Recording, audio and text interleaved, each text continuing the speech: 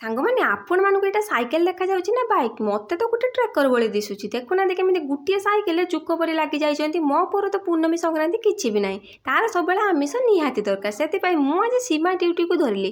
ଚୁଲି ପାଖରେ ବସିଗଲି ମାଛ ଭାଜିବାରେ। ଧୂଆଁରେ ତ ଆଖି ପୁରା ଲୁହ ପଳେଇ ଆସୁଥିଲା। ଆଉ ଇଏ ମ୍ୟାଡ଼ାମ ଆମର ବସି ଯାଇଛନ୍ତି ଏବେ ଡ୍ରେସ୍ ସଜାଡ଼ିବାରେ। ଆଉ ଇଏ ଦୁଇ ଜଣ ହେଲେ ତାର ଡାହାଣ ହାତ ବାଁ ହାତ, ସବୁବେଳେ ତାରି ପାଖରେ ହିଁ ଥାନ୍ତି।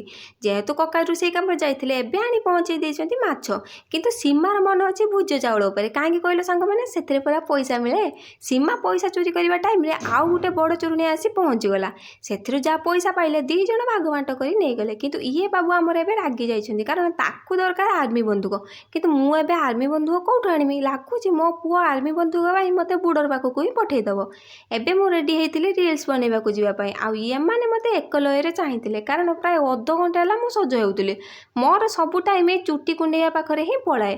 ଆଉ ମୋର ମାଙ୍କଡ଼ ବୁଦ୍ଧି ଦୋଷରୁ ମୁଁ ଆଜି ହଇରାଣ ହେଲି, କାରଣ ଆମେ ଆସି ବିଲରେ ପହଞ୍ଚିଛୁ କି ନାହିଁ ବର୍ଷା ଆରମ୍ଭ ହୋଇଗଲା। ଯେହେତୁ ଆପଣଙ୍କୁ ବର୍ଷା ବିନ୍ଦୁ ଦେଖା ନ ଯାଉଥିବ, ମୋର ଏଇ ମାଙ୍କଡ଼ ବୁଦ୍ଧିରୁ କିଛି ବୁଦ୍ଧି କାମରେ ଲଗେଇଲି। ଗଢ଼ିଆରେ ପଡ଼ୁଥିବା ବର୍ଷା ଟୋପାକୁ ଜୁମ୍ କରି ଆପଣମାନଙ୍କୁ ଦେଖେଇଦେଲି। ଆଉ ଇଏ ଫୁଲେଇ ଆମର ପୋଖରୀକୁ ଯାଇ କିଛି ଭାବୁଛି। ବର୍ଷା ଜୋରରେ ପକେଇବାରୁ ଘରକୁ ଫେରି ଆସିଲୁ। ସାଙ୍ଗମାନେ ଆଜିର ଭିଡ଼ିଓଟି ଯଦି ଆପଣମାନଙ୍କୁ ଭଲ ଲାଗିଥାଏ, ଲାଇକ୍ ସେୟାର କମେଣ୍ଟ ନିଶ୍ଚୟ କରିବେ।